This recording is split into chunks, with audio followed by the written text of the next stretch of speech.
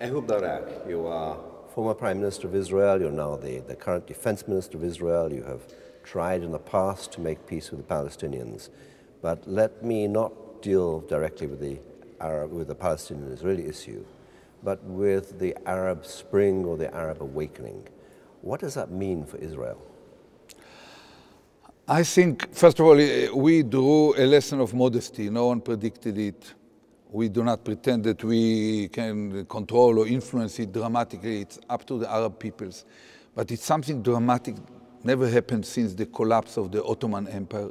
In the long term, it's extremely promising, even moving, to see the Arab people standing on their feet, demanding the basic human rights that are taken for granted in many other corners of the world. But in the short and mid-term, it might kind of predict problems. There will be a lot of ups and downs, probably like in the Springs of Nations in Europe in 1848. It took decades before it emerged as a real kind of open society. The Arab world is not ripe for the gestalt of democracy. You cannot expect a Jeffersonian democracy to emerge somewhere or an intellectual like Václav Havel to become the president. And in the short term, you might find in many places that Muslim parties, Islamists, probably even extreme Islamists will come to power because they are more organized and well deployed to come to grip. I hope that the respect to international arrangements, especially international agreements, out of the need to keep the economy operating, will take over, including the peace with Israel, or Egypt and Israel peace and Jordan. Yes. Yeah. And we are looking as any one of others. We of course understand that we are a different entity in this region. I would love to see a sea of democracies, performing democracy around us, but it will take probably another generation or two before we hopefully see it. Does that mean that any solution to the Israel-Palestinian problem becomes less urgent or more urgent? In my personal judgment, it was urgent since I came to my mind. It's the most urgent issue for us. We cannot, it's a tough neighborhood, no mercy for the weak, no second opportunity for those who cannot defend themselves.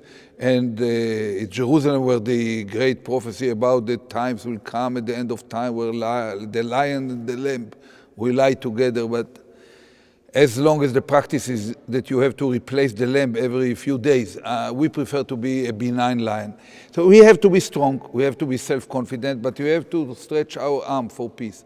I don't believe that the Arab Spring or the Iranian nuclear program are a result, a consequence of our inability to solve the conflict with the Palestinians. But it is used very often as an excuse to go to the extreme, to mobilize popular sentiments against other players in the internal arenas. That's quite disturbing, and I think we always have to try to reach a breakthrough and move toward peace. From your point of view, is the situation in Syria very troubling? I mean, you've had stability with Syria, but now it looks as if the regime of Bashar al-Assad is certainly under threat.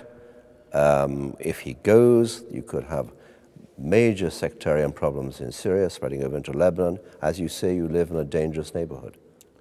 We had a formally stable situation with Syria of the Assad family, but it was not really stable because they acted against us through proxies in Lebanon. We had three or 2.5 major wars in Lebanon as a result of this inherent instability that was nurtured, like in squash, from Damascus. Now, I believe that the falling down of the Assad family is inevitable. They went too far in slaughtering their own people. And at the present, probably 30 years ago or 300 years ago, it was possible. Nowadays, with all these phone cameras and whatever, and penetration of media, they cannot resume legitimacy. They are doomed. It will go even more steeper. It won't be linear. And probably we are witnessing now the last weeks of Assad family. No one can predict what will come. I think that no one will intervene from the outside. A final question. Yeah. Jacques Chirac, when he was president, once, perhaps in an unguarded moment, said that the world would have to live with a nuclear-armed Iran. Do you share that opinion, or do you think it's absolutely essential to stop Iran getting nuclear weaponry? I think that following the Amano report recently, that showed clearly that the Iranians are trying to defy and deceive the whole world to reach nuclear capability. It's a challenge for the whole world. I think that all leaders in the world, from Sarkozy, Cameron, Obama, they are talking the same language. Nuclear Iran is unacceptable.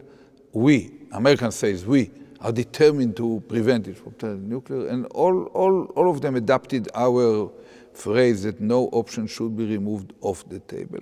I think that nothing should be done more than this at this stage, but of course there is a need for an urgent, coordinated, paralyzing sanctions that will put them on the horns of the dilemma, the Ayatollahs, and will coerce them into making decision.